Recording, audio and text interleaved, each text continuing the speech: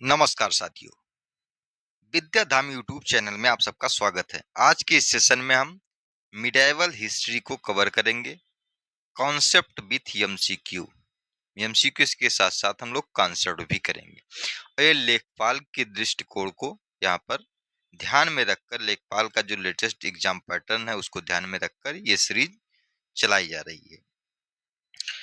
तो हम बिना देरी किए हुए अपने सेशन की ओर चलेंगे। सेशन में सबसे पहले आता है यहाँ पर अरब और तुर्की आक्रमण। यहाँ पर कौन कौन से हैं, जैसे मोहम्मद गजनबी और मोहम्मद गौरी, महमूद गजनबी, ये इन सब ने जो आक्रमण किया। तो सबसे पहला जो यहाँ पर क्वेश्चन आ जाता है, इसमें मोहम्मद गौरी किस वर्ष पृथ्वीराज तृतीय से पराजित हुआ था।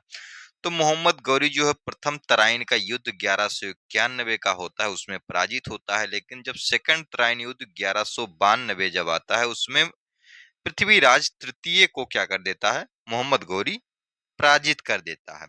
हालांकि जैसे पहला जो यहाँ पर मुस्लिम आक्रमण, प्रथम मुस्लिम आक्रमण की बात करते हैं, तो प्रथम मुस्लिम आक्रमण, ये दूसरा क्वेश्चन, पहली बार भारत पर आक्रमण करने वाला मुस्लिम कौन सा था। तो ये मोहम्मद बिन कासिम था। कौन था यहाँ पर, मोहम्मद बिन कासिम था। हालांकि ये असफल प्रयास था। क्या था ये, असफल, मतलब अटैक किया गया लेकिन यहाँ पर ये सफल नहीं हुआ था। ये आक्रमण किस सन में किया गया था, तो 1711 ईस्वी में यहाँ पर ओबैदुल्लाह और वुदैल के नेतृत्व में सिंध के क्षेत्र पर अरबों का क्या यहाँ पर क्या हुआ था, पहला असफल आक्रमण हुआ था। अरबों ने 1712 ईस्वी में 13 वर्षीय मोहम्मद बिन कासिम के नेतृत्व में दाहिर को परास्त कर सिंध पर विजय पाई। यहाँ पर जो बाद में यहाँ पर 1712 में वो दाहिर राजा को वहां पर वो पराजित कर देते हैं। इन सब के आक्रमण का साक्ष्य कहाँ पर, ये चचनामा से मिलता है। कहाँ पर, चचनामा से मिलता है। हम बात करते हैं नालंदा प्राचीन शिक्षण एवं मठ का केंद्र था। इसको कब नष्ट किया गया, तो ये नष्ट किया गया जब यहाँ पर ये सल्तनत यहाँ पर स्थापित हो जाती है। कुतुबुद्दीन ऐबक का यहाँ पर जो ऐबक का एक सेनापति रहता है बख्तियार खिलजी, वो क्या जाता है वहां पर नालंदा में जाता है, उस पर आग लगा देता है। वहां पर लगा देता है, उसकी लाइब्रेरी में आग लगा देता है। जो वहां पर संचित ज्ञान होते हैं सबको नष्ट करता है। 1197 ईस्वी में ये प्रकरण हुआ था। तो यानी कि 12वीं ईस्वी यह था। क्या था ये, 1200 ईस्वी में इसने किया था ये कार्य। और नालंदा, यहाँ पर ये नालंदा विश्वविद्यालय की स्थापना किसने की थी, तो उस समय कौन किया था इसने, कुमार गुप्त ने। किसने, कुमार गुप्त, ये आ जाता है। हम बात करते हैं अब दिल्ली सल्तनत। तो दिल्ली सल्तनत में जैसे ये इनके दिल्ली सल्तनत में कौन कौन है, गुलाम वंश है, खिलजी वंश है, तुगलक वंश है, सैयद है, फिर लोदी है। यहाँ पर यही क्रम भी है। पहला आ जाता है गुलाम वंश, दूसरा आ जाता है खिलजी वंश, तीसरा आ जाता है तुगलक वंश, चौथा सैयद, और पांचवा आ जाता है यहाँ पर ये लोदी वंश, और यही अंतिम होता है लोदी वंश। इब्राहिम लोदी जो है अंतिम शासक होते हैं लोदी वंश के। हम बात करते हैं खिज्र खान दिल्ली का शासक था। तो खिज्र खान यहाँ पर किस राजवंश से संबंधित था, तो ये सैयद राजवंश से संबंधित था। इसने सैयद राजवंश की स्थापना की थी। किसको परास्त करके, तो ये इसने क्या किया था, ये तुगलकों को यहाँ पर रिप्लेस किया था। इसने तुगलकों को रिप्लेस करके इसने सैयद वंश की नींव रखी थी। हम बात करते हैं यहाँ पर 1414 ईस्वी में सैयद वंश की स्थापना इसी ने किया था। चौथा राजवंश था जिसके 4 शासक थे। यहाँ पर 1414 से 1451 ईस्वी तक ये इसका शासनकाल चलता है। इसने क्या किया था, तैमूर को इसने क्या किया था, मदद किया था, जिसके उपलक्ष्य में मुल्तान का गवर्नर इसे नियुक्त किया गया था, खिज्र खान को। यहाँ पर दिल्ली सल्तनत के निम्नलिखित राजवंशों में किसने सबसे कम अवधि तक, तो सबसे कम अवधि तक शासन करने की बात आती है तो ये खिलजी वंश की आ जाता है। यहाँ पर खिलजी वंश की बात करें तो यहाँ पर 1290 से 1320 ईस्वी तक इसका शासनकाल रहता है। इसकी स्थापना करने का काम जो करते हैं जलालुद्दीन फिरोज खिलजी करते हैं। और इस वंश का सबसे यहाँ पर महत्वपूर्ण शासक जो होता है वो अलाउद्दीन खिलजी होता है। क्या होता है, अलाउद्दीन, अलाउद्दीन खिलजी, इस जिसने अलाई दरवाजा का यहाँ पर निर्माण करवाया था। कहाँ पर, वो दिल्ली में अवस्थित है। हम बात करें ये सिकंदर सानी की उपाधि भी धारण करता है जो अलाउद्दीन खिलजी रहता है, जिसका शासन काल रहता है 1296 ईस्वी से 1316 ईस्वी तक। सबसे प्रसिद्ध और योग्य शासक ये होता है। इसने हुलिया और दाग प्रथा की अ, शुरुआत की थी। हुलिया एवं दाग प्रथा की मतलब ये जो यहाँ पर युद्ध में इस्तेमाल किए जाने वाले अच्छे घोड़ों की किस्म के लिए यहाँ पर ये ट्रेंड बनाया गया था। हुलिया मतलब वो सैनिक थे और दाग मतलब वो घोड़े थे। निम्नलिखित में से दिल्ली का पहला सुल्तान कौन था? तो दिल्ली के पहले सुल्तान की बात करते हैं तो कुतुबुद्दीन ऐबक था। ये गुलाम वंश यहाँ पर आ जाता है। क्या था? ये गुलाम वंश का शासक था। इस समय राजधानी ऐबक के समय की राजधानी क्या होती थी? लाहौर होती थी। उस समय लाहौर राजधानी होती थी। क्या होती थी? लाहौर। लाहौर राजधानी।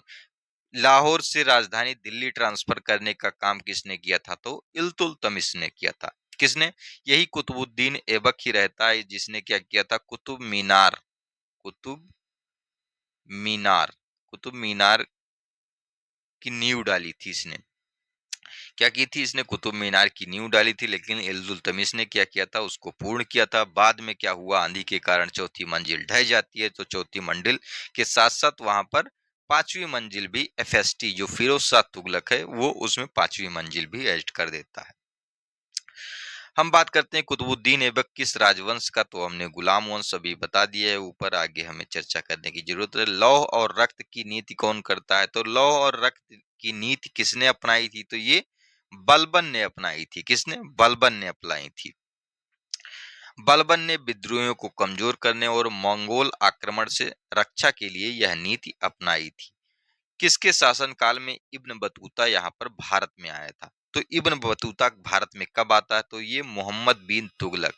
कब आता है? मोहम्मद बिन तुगलक के शासनकाल में आता है। मोहम्मद बिन तुगलक का शासनकाल जब उसमें क्या होता है? इसी के शासनकाल में राजधानी कहाँ से दौलताबाद जाती है। क्या होती है? दौलताबाद। दौलताबाद जाती है इसी के कार्यकाल में राजधानी। मूल नाम शेख फतेह अबू अब्दुल्ला या अब्दुल मोहम्मद बिन बतूता था। मोहम्मद बिन तुगलक ने उसे दिल्ली का काजी नियुक्त किया। मोहम्मद बिन तुगलक अपना राजदूत बनाकर चीन भी भेजा था। किसे? इब्न बतूता को। इसने इसका जो ग्रंथ मिलता है रहला। क्या आता है? रहला। ये भी ध्यान में रखना है। क्या रखना है? रहला किसने लिखा था? इब्न बतूता ने लिखा था। इब्न बतूता कहाँ से आया था? तो मोरक्को या अफ्रीका का निवासी था। भारत पर तैमूर ने किस वर्ष आक्रमण किया? तो 1398 ईस्वी में यहाँ पर इसने आक्रमण किया था। तुगलक वंश के अंतिम शासक नासिरुद्दीन मोहम्मद के शासनकाल में ये आक्रमण करता है और समरकंद का शासक था तैमूर जो है। किस शासक ने भारत में तुगलक वंश की नींव रखी? तो तुगलक वंश की नींव की बात आती है तो गयासुद्दीन तुगलक ने यहाँ पर नींव रखी थी। कब? 1320 में। किसको रिप्लेस करके? तो ये इसने खिलजी वंश को रिप्लेस करके, खिलजियों को ये परास्त करके यहाँ पर इसने तुगलकाबाद नामक नगर की स्थापना भी की थी।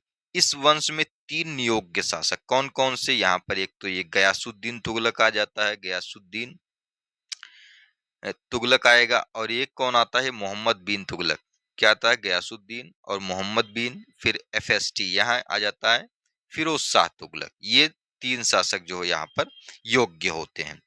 दिल्ली में अलाउद्दीन खिलजी के शासनकाल की अभी हमने ऊपर चर्चा किया है 1296 से 1316 ईस्वी तक था। अलाउद्दीन खिलजी दिल्ली सल्तनत के खिलजी वंश का दूसरा शासक था यहाँ पर और ये महत्वपूर्ण शासक भी था यहाँ। हम बात करते हैं खिज्र खान निम्नलिखित में से किस राजवंश से संबंधित था? तो खिज्र खान हम ऊपर भी चर्चा कर चुके हैं, सैयद वंश से संबंधित था। बदले में तैमूर ने इसे क्या किया था? लाहौर, मुल्तान और दीपालपुर की सूबेदारी सौंपी थी। तैमूर का ये सहयोग करता है इसलिए। भारत में सिकंदर लोदी का शासनकाल कब से कब तक था? तो सिकंदर लोदी वही शासक है जो यहाँ पर लोदी वंश की लोदी वंश की स्थापना ये सिकंदर लोदी करता है। और क्या हो जाता है इसमें? इसी ने क्या किया था? आगरा शहर की स्थापना की थी। क्या की थी? आगरा शहर, जो आगरा शहर है उसकी स्थापना की थी। बहलोल लोदी यहाँ पर क्या हो जाता है? बहलोल लोदी का पुत्र एवं उत्तराधिकारी था। तो सिकंदर लोदी ने लोदी वंश की स्थापना न करके इसके पिताजी ने बहलोल लोदी, क्या आ जाएगा? बहलोल लोदी। बहलोल लोदी ने उसकी स्थापना की और सिकंदर लोदी ने किसकी, आगरा शहर की स्थापना करता है। निजाम खान इसका मूल नाम था यहाँ पर। और सिकंदर लोदी का शासनकाल 1489 से 1517 रहता है। सुल्तान सिकंदर शाह की उपाधि इसने धारण की थी और उसी के साथ दिल्ली के सिंहासन पर बैठा था। वह स्वर्णकार हिंदू माँ की संतान था। सिकंदर लोदी ने आगरा नगर की स्थापना की थी। ये यहाँ पर हो जाता है। तो इसी के साथ जो है सल्तनत यहाँ पर खत्म हो जाती है। अब बात आता है विजयनगर साम्राज्य। तो विजयनगर साम्राज्य की स्थापना, संस्थापक कौन किया था, यहाँ पर स्थापना कब हुई थी और किसने किया था। तो इसकी स्थापना की बात की जाती है तो इसमें बुक्का राय और हरिहर, हरिहर और बुक्का, ये दोनों भाई रहते हैं। इन्होंने स्थापना की थी। कब की थी, तो यहाँ पर ये हरिहर और बुक्का 1336 में, लेकिन यहाँ पर बुक्का है 1372 ही, इसीलिए ये गलत हो जाएगा। 1336 ईस्वी में इन्होंने किया था। विजयनगर साम्राज्य की राजधानी क्या थी, हम्पी थी, जो कि तुंगभद्रा नदी के तट पर यहाँ पर थी। हम बात करते हैं यहाँ पर विजयनगर की प्रचलित परंपराओं के अनुसार राय को क्या कहा जाता था। तो राय को यहाँ पर नरपति, यहाँ पर नर का यहाँ पर क्या था, यहाँ पर जो स्वामी थे, वहां पर जो मानव है उनके स्वामी के रूप में देखा गया था। हम बात करते हैं जो विजयनगर साम्राज्य था, तो इसमें 3 डायनेस्टी आती है। तो सबसे पहली जो डायनेस्टी होती है वो संगम होती है। क्या होती है, संगम। संगम सुलो, सुलो होती है, सुलो। और एक होती है तुलो वंश होता है, और एक होता है अरावीडू, अरावीडू। तो अरावीडू, यहाँ पर संगम की स्थापना कौन करते हैं, हरिहर और बुक्का, हरिहर और बुक्का कर देते हैं इसकी स्थापना। और इसकी बात करते हैं, हरिहर और बुक्का हो जाते हैं। और जो सुलो वंश रहता है, तीसरा ये हो जाता है, ये चौथा। तो सुलो वंश की स्थापना कौन करते हैं, तो सुलो वंश की स्थापना यहाँ पर जो आ जाते हैं, नरसिंह, सुलो नरसिंह इनका नाम रहता है। क्या रहता है, सुलो नरसिंह। और जो तुलो वंश की संस्थापक रहते हैं तो ये वीर नरसिंह रहते हैं। कौन, वीर नरसिंह। और इसी इसी में यहाँ पर कृष्णदेव राय जो यहाँ पर होते हैं, कृष्णदेव राय द्वितीय, उन्हीं इसी में आते हैं। अराबीडू वंश की, तो इसकी स्थापना कौन करते हैं, तिरुमल करते हैं। कौन, तिरुमल। यही लास्ट होता है अराबीडू। क्रोनोलॉजी लगाने के लिए भी आ सकता है वहां पर। हम बात करते हैं तुलो राजवंश की स्थापना किसने किया था। तो तुलो राजवंश की स्थापना अभी हमने बताया वीर नरसिंह ने किया था। कृष्णदेव राय इसी राजवंश से संबंधित है, तीसरा राजवंश था यहाँ पर। तुलो राजवंश विजयनगर का कौन सा, तीसरा राजवंश था। हम बात करते हैं किस प्राचीन राज्य में महिलाएं कुश्ती में भी भाग लेती थी। तो ये विजयनगर साम्राज्य में कुश्ती में भाग लेती थी महिलाएं। इसकी स्थापना की बात करते हैं, हरिहर और बुक्का ने किया था। विजयनगर किस नदी के किनारे था, तो ये तुंगभद्रा नदी के किनारे पर था। इसका जो संगम, इसे संगम राजवंश भी कहा गया, जो पहले संस्थापक था। तो उसने अपने पिता के नाम पर किया था। विजयनगर साम्राज्य के संस्थापक की बात की जाए तो इसमें दोनों आ गया, हरिहर और बुक्का। तो ये दोनों ही थे शामिल इसमें, इसलिए ये जो है इसको मार्किंग से हटा दिया गया। हम बात करते हैं सिख धर्म और भक्ति आंदोलन साथ साथ कब हुआ। इसमें कह रहा है कि मध्य भारत में सतनामी आंदोलन की स्थापना किसने की थी। तो सतनामी आंदोलन की बात आती है तो गुरु घासीदास आ जाते हैं। कौन, गुरु घासीदास। और ये 19वीं शताब्दी में इसको प्रारंभ किया गया था। ये छत्तीसगढ़ वाले रीजियन में शुरू किया गया। संत घासीदास ने नैतिकता और आहार संयम और सामाजिक समानता का उपदेश दिया था। इनके शिक्षाओं के प्रचार के लिए निर्वाण ज्ञान जो है की रचना की गई थी। अपने संदेश के प्रचार प्रसार के लिए हिंदी का प्रयोग करने वाले प्रथम भक्त संत कौन कहलाते हैं इसमें, तो ये रामानंद यहाँ पर आ जाते हैं, जिन्होंने हिंदी को प्रमुखता से लिया, हिंदी का प्रयोग किया। भक्ति द्रविड़ उपजी लाए उत्तर लाए रामानंद ऐसे होता है। मध्ययुगीन भारत में भक्ति आंदोलन के प्रमुख अगुवाकारों में से एक कौन था, तो ये शंकराचार्य जी थे। कौन, शंकराचार्य जी, जिनका जो दर्शन कहलाता है वो अद्वैतवाद कहलाता है। क्या कहलाता है, अद्वैतवाद। अहम ब्रह्मास्मि, एक ईश्वर। गुरु ग्रंथ साहिब के संकलन को प्रमाणित किया था। तो इसको प्रमाणित करने का गुरु गोविंद सिंह ने किया था, जो कि यहाँ पर 10वें गुरु थे। किसने कितने नंबर के? 10वें गुरु थे यहाँ पर। गुरुमुखी लिपि में ये लिखा गया था और इसकी रचना किसने किया था? 5वें गुरु यहाँ पर जो 5th नंबर के थे, गुरु अर्जुन देव, जिन्होंने यहाँ पर अमृतसर जो शहर था उसकी स्थापना भी की थी। हम बात करते हैं यहाँ पर जो किस गुरु की जयंती गुरुपर्व त्योहार के रूप में, तो ये गुरु नानक की जयंती यहाँ पर गुरुपर्व त्योहार के रूप में मनाई जाती है। इनका जो जन्मोत्सव था 1469 ईस्वी, ये कार्तिक पूर्णिमा के दिन इनको मनाया जाता है। हम बात करते हैं वर्ष में। गुरु गोविंद सिंह ने बैसाखी दिवस को आनंदपुर साहिब में सिखों की सामान्य बैठक बुलाई थी। तो किस वर्ष में? तो ये 1699 में बुलाई थी। हालांकि इसमें 1699 कहीं है नहीं, तो इसको भी मार्किंग से हटा दिया गया था। तो 10वें यहाँ पर ये जो बैसाखी के दिन जो यहाँ पर जो खालसा पंथ की स्थापना की, और ये खालसा क्या करता था? यहाँ पर सिख जो यहाँ पर थे उनकी रक्षा के लिए था। जो मुगल थे यहाँ पर, मुगल लोग उनको बहुत प्रताड़ित करते थे, इसलिए ये जत्था बनाया गया था खालसा पंथ।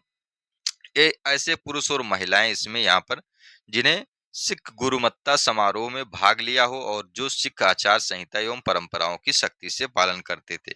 इसमें जो है यहाँ पर पुरुष और महिलाएं दोनों शामिल हुई। 10वें या आखिरी सिख गुरु कौन थे? तो 10वें और आखिरी गुरु की बात करते हैं तो यहाँ पर गुरु गोविंद सिंह थे। इनके पहले जो है गुरु तेज बहादुर आ जाते हैं। तो यहाँ पर पहला जो संस्थापक रहते हैं गुरु नानक देव। 10वें इनको कहा जाता है, मतलब 10 गुरु हुए। गुरु नानक, फिर अंगद, फिर अमरदास, फिर रामदास, अर्जुन देव, हरगोविंद सिंह, हरराय सिंह, हरकिशन, तेज बहादुर, गुरु गोविंद, ये आ जाते हैं, गुरु गोविंद आ जाते हैं। इतने हुए यहाँ पर। हम बात करते हैं अगले, यहाँ पर लंगर की परंपरा किसने प्रारंभ की? तो संगत और पंगत क्या आता है? संगत और पंगत की स्थापना किसने की थी? तो गुरु नानक ने की थी। यहाँ पर किस सिख गुरु ने आदि ग्रंथ संकलित किया था? तो ये गुरु अर्जुन देव ने, जो 5वें सिख गुरु थे। कौन? 5वें सिख गुरु थे।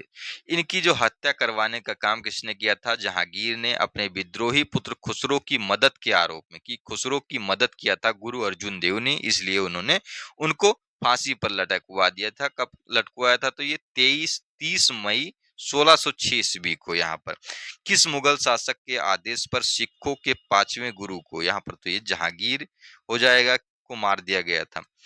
तो भक्ति आंदोलन को उत्तर भारत में लाने का श्रेय इनमें से किसे है? तो ये रामानंद जी को। किसको? रामानंद जी को है। इनमें से कौन सा विकल्प सही ढंग से मेल नहीं खाता है? तो कौन सा विकल्प? यहाँ पर 1506 ईस्वी में गुरु नानक का जन्म बता रहा है क्या, लेकिन ये 1469 है। क्या है? 1469 ईस्वी सन है। ननकाना साहेब में हुआ था इनका, तलवंडी। बीजक पुस्तक के लेखक कौन है? तो बीजक पुस्तक यहाँ पर कबीर दास की है। यहाँ पर हालांकि कबीर दास ने नहीं लिखा है, इनके शिष्य यहाँ पर इनकी वाणियों का संकलन करते हैं बीजक नाम से। धर्मदास, धर्मदास इनका नाम रहता है इनके शिष्य का। और ये साखी शबद रमैनी, साखी शबद और रामायणी, ये 3 पार्ट में है और इनका संकलन धर्मदास ने किया। हम बात करते हैं सूरदास, तो सूरसागर, सूरसारावली, साहित्य लहरी। विद्यापति की बात करते हैं कीर्तलता, कीर्त पताका, पुरुष परीक्षा, भू परिक्रमा, इनकी ये रचनाएं हैं। क्या है? इनकी ये रचनाएं हैं। हम बात करते हैं मुगल पीरियड्स की। अब ये सल्तनत यहाँ तक खत्म हो गया और उसके बाद में हमने विजयनगर साम्राज्य को किया। उसी दरमियान जो है भक्ति आंदोलन भी चल रहा था, तो उसको भी हमने उसमें किया। मुगल काल जो आ जाता है, अकबर के बारे में निम्नलिखित में से कौन सा कथन सही है? तो वह अपने पिता हुमायूं की मृत्यु के बाद गद्दी पर बैठा, कह रहा है। उसने पानीपत की पहली लड़ाई में हेमू को यहाँ पर हराया था। तो पानीपत की पहली लड़ाई जो है हेमू के बीच नहीं हुई थी, तो ये वाला कथन गलत हो जाएगा, क्योंकि पानीपत की दूसरी लड़ाई जो है अकबर और हेमू के बीच में हुई थी। पहली लड़ाई जो है सिकंदर लोदी 1526 आ जाता है, सिकंदर लोदी और बाबर के बीच हुई थी। इसी के साथ जो है यहाँ पर क्या होता है, मुगल वंश की नींव पड़ती है। He change the name of Prayagraj to Allahabad, उसने प्रयागराज का नाम बदलकर इलाहाबाद कर दिया था, ये कह रहा है इसमें सी नंबर। और उसके बाद यहाँ पर डी वाला क्या कह रहा है, only the statement B is correct कह रहा है कि both the statement A and C are correct. तो इसमें ए वाला जो है यहाँ पर सही हो जाता है। वह अपने पिता हुमायूं की मृत्यु के बाद गद्दी पर बैठा। उसने प्रयागराज का नाम बदलकर क्या किया था, इलाहाबाद किया था। क्या किया था, इलाहाबाद किया था इसने। 13 साल की उम्र में ये गद्दी पर बैठने वाला यहाँ पर शासक था ये। हम बात करते हैं निम्नलिखित में से किस मुगल सम्राट ने ईस्ट इंडिया कंपनी को बंगाल में शुल्क मुक्त व्यापार करने की अनुमति दी थी। तो किसने दिया था, तो ये औरंगजेब ने दिया था। किसने, औरंगजेब ने यहाँ पर बंगाल में जो है शुल्क मुक्त व्यापार करना यहाँ पर अनुमति दी थी। निजी व्यापार करने वाले अधिकारियों को अभी भी शुल्क का भुगतान व्यापार करना पड़ता है, मतलब शुल्क इनको भुगतान करना पड़ता था अगर कोई निजी व्यापारी वहां पर व्यापार करता था। कंपनी के लिए छूट था। टोडरमल को निम्नलिखित में से किस नाम से जाना जाता था, तो मुशर्रिफ ए दीवान, ये दीवान विभाग के यहाँ पर अध्यक्ष होते थे। टोडरमल पद्धति या फिर दीवान दहसाला पद्धति जो है इन्हीं ने शुरू किया था। जब्ती प्रणाली कहा जाता है यहाँ पर, तो जब्ती प्रणाली को यहाँ पर शुरू करने का काम इसने किया था। और यहाँ पर ये किसके शासन काल में थे, तो ये अकबर के शासन काल में थे। अकबर के 9 रत्नों में ये शामिल थे। मुगल सम्राट बाबर ने निम्नलिखित में से किस स्थान पर राणा सांगा और उनके सहयोगियों को हराया था। तो यहाँ पर मुगल सम्राट बाबर ने कहाँ पर इनको हराया था, तो ये खानवा के युद्ध में हराया था। कब, 1527 ईस्वी में। कब, 1527 ईस्वी में बाबर ने राणा सांगा के विरुद्ध युद्ध को जिहाद का नाम दिया और जीत के बाद गाजी की उपाधि यहाँ पर धारण की थी। तो ये भी आ सकता है कि गाजी की उपाधि कब धारण की थी बाबर ने। संगमरमर संगमरमर पर पित्रा ड्यूरा या रंगीन पत्थर की जड़ाई का काम के समय में बहुत लोकप्रिय हुआ। किसके समय में, तो अगर ये जो जड़ाई हुआ, कोई भी यहाँ पर जो आर्किटेक्चर या फिर वास्तुकला से संबंधित है, वास्तुकला से संबंधित, तो वास्तुकला जो आ जाता है ये शाहजहां के कार्यकाल में इसका वास्तुकला का चरम स्तर था। हम बात करें चित्रकारी वगैरह की, चित्रकारी यहाँ पर बात आती है तो ये जहांगीर के कार्यकाल में था। क्या था, जहांगीर के कार्यकाल में। जड़ाई का काम यहाँ पर सर्वप्रथम शाहजहां के समय शुरू किया गया था। इसका महत्वपूर्ण उदाहरण जो हो जाता है ताजमहल है और एतमादुद्दौला का यहाँ पर मकबरा हो जाता है। जजिया फिर से लगाने वाला यहाँ पर मुगल शासक का क्या नाम था, तो ये औरंगजेब ने यहाँ पर जजिया को फिर से इंट्रोड्यूस किया था। किसने, मुगल शासक ने। यहाँ पर भारत में जजिया कर लगाने का प्रथम साक्ष्य मोहम्मद बिन कासिम के आक्रमण के बाद देखने को मिलता है। उसके बाद क्या हुआ, यहाँ पर सर्वप्रथम उसने ही भारत के सिंध प्रांत के देवल में जजिया कर लगाया था। जजिया कर को समाप्त करने वाला भारत का पहला शासक कौन था, अकबर था। औरंगजेब ने फिर से जजिया कर को इंट्रोड्यूस किया था। जब ईस्ट इंडिया कंपनी की स्थापना हुई तब भारत पर निम्नलिखित में से किसका शासनकाल था, तो भारत में मुगलों का यहाँ पर शासन का था। उस समय यहाँ पर कौन शासक था, तो उस समय वो अकबर था। यहाँ पर शासक कौन था, अकबर था। अकबर के कार्यकाल की बात करते हैं तो 1556 से 1605 ईस्वी तक रहता है। कब, 1605 ईस्वी तक। और 1600 में ये कंपनी बनी। यहाँ पर 1600 में कंपनी बनती है, ईस्ट इंडिया कंपनी। सफल भू राजस्व प्रणाली का श्रेय उनके निम्नलिखित में से किस श्रेष्ठ दरबारी को दिया जाता है, तो अकबर की सफल भू राजस्व प्रणाली का श्रेय यहाँ पर जाता है राजा टोडरमल को। किसको, राजा टोडरमल। इसी के नाम से जो है भू राजस्व व्यवस्था को हम जाप्ती प्रणाली कहते हैं या फिर टोडरमल व्यवस्था करते हैं या फिर आइने दहसाला भी कहते हैं। क्या कहते हैं, आइने दहसाला भी कहते हैं। निम्नलिखित में से किस लड़ाई में मुख्य विरोधियों को सही ढंग से नहीं बताया गया, पानीपत की पहली लड़ाई बाबर और इब्राहिम लोदी के मध्य, ये 1526 में होती है। पानीपत की दूसरी लड़ाई कह रहा है टीपू सुल्तान और मराठा साम्राज्य के मध्य, तो ये गलत हो जाएगा क्योंकि पानीपत की दूसरी लड़ाई 1556 में होती है और किनके किनके मध्य होती है, हेमू यहाँ पर दक्षिण के जो हिंदू राजा थे और यहाँ पर और किसके बीच में, अकबर के बीच में यहाँ पर ये लड़ी जाती है। हल्दी घाटी का युद्ध ये महाराणा प्रताप और अकबर के बीच में यहाँ पर लड़ा जाता है और इनमें से कोई नहीं है, तो ये बी वाला यहाँ पर गलत हो जाता है। कौन, गलत हो जाता है। हल्दी घाटी का जो युद्ध होता है ये 1576 में होता है। कब होता है, 1576 में। अकबर इसमें भी विजयी रहता है।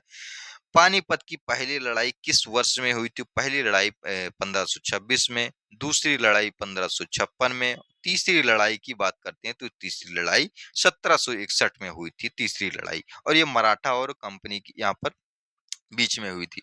मराठा और यहाँ पर अफ़गानों के बीच में हुई थी, सॉरी अफ़गानों के बीच में, अहमद शाह अब्दाली। फिर अगला जो प्रश्न आ जाता है 1556 में पानीपत की दूसरी लड़ाई किनके मध्य लड़ा गया? तो अभी हमने ऊपर ही बता दिया, अकबर और हेमू के बीच ये लड़ा गया था। मराठों और अहमद शाह अब्दाली के मध्य अफगानों के। शेरशाह सूरी का वास्तविक क्या नाम क्या था? तो ये फरीद था इसका वास्तविक नाम।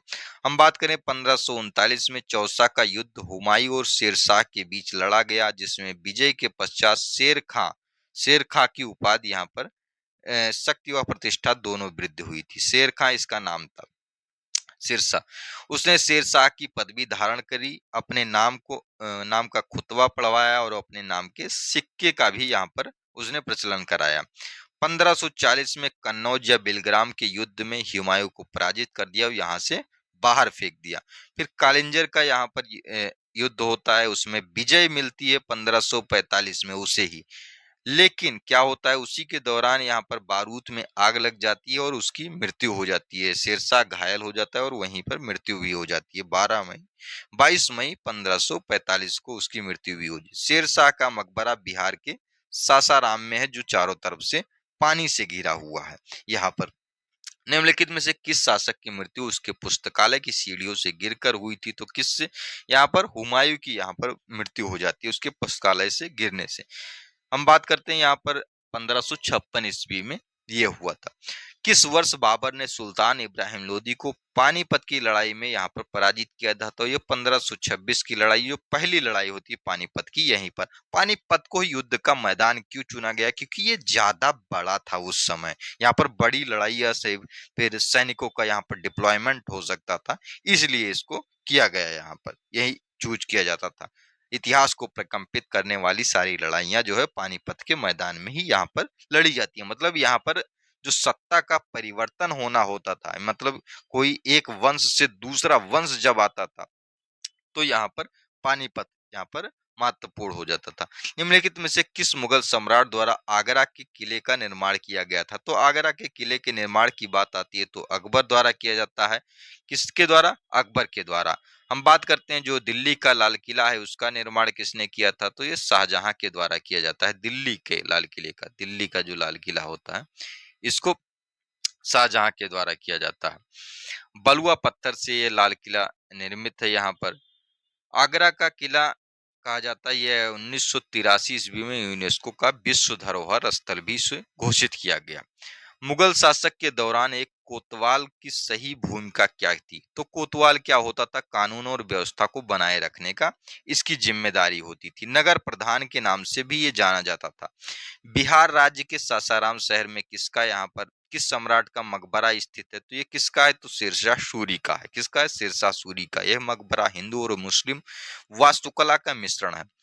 मुगल वंश के पहले सम्राट बाबर ने अपनी देशीय भाषा चगदाई तुर्क में अपनी आत्मकथा लिखी थी। तो यहाँ पर बाबर ने किसका नाम था? यह बाबर नामा था। क्या नाम था? बाबर नामा था। हम बात करते हैं यहाँ पर इसमें किन किन जो है दो साम्राज्यों का भी उल्लेख है। विजयनगर साम्राज्य और मेवाड़ साम्राज्य का उल्लेख है यहाँ पर।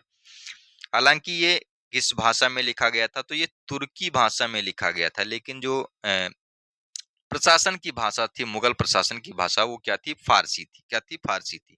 भारत में जहांगीर का शासनकाल की बात करते हैं तो 1605 ईस्वी से 1627 ईस्वी रहता है। जो बाबर वहां पर सॉरी अकबर के बाद का आता है। वह कौन सा स्थान है जहां अंतिम मुगल सम्राट बहादुर शाह जफर की मृत्यु हुई थी? तो ये रंगून है। कहाँ पर? रंगून है। इसको निर्वासित कर दिया गया था हडसन के द्वारा। कब? 1857 ईस्वी का जो यहाँ पर विद्रोह हुआ था, 1857 का रिवोल्ट। पहला कठपुतली मुगल सम्राट कौन था? तो पहला कठपुतली मुगल सम्राट की बात करते हैं तो जहांदार शाह था। कौन था? जहांदार शाह। अजीमुस शान और रफी उस शान और जहासन शान में हुए उत्तराधिकार युद्ध में जहांदार शाह ने जुल्फिकार जो भाई थे उनका सहयोग लेकर, जुल्फिकार खान का सहयोग लेकर ये 51 वर्ष की आयु में जहांदार शाह जो है 1712 ईस्वी को मुगल राज सिंहासन पर बैठता है। जुल्फिकार खान को इसका प्रधानमंत्री नियुक्त किया जाता है। जहांदार शाह जुल्फिकार खान के हाथों का कठपुतली, मतलब सारा जो शासन का कार्यभार रहता है वो सारा का सारा कौन करता है, वो सब काम जुल्फिकार खान के द्वारा ही किया जाता है।